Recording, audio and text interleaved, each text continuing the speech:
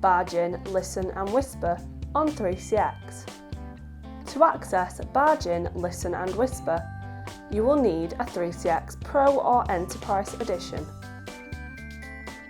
On the 3CX Management Console, the extension requires the correct permission. Go to Extensions, double-click the extension you want to edit and select the Rights tab. Now enable Can Barging, Listen or Whisper.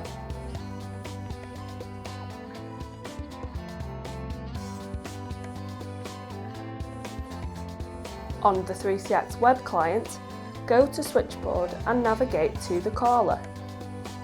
Right-click on the caller's name and you will have the following options: Barging, Listen and Whisper. Select Barging if you want to start a conference call.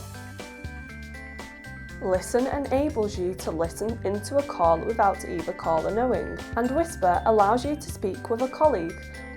This is useful when you want to provide some valuable information.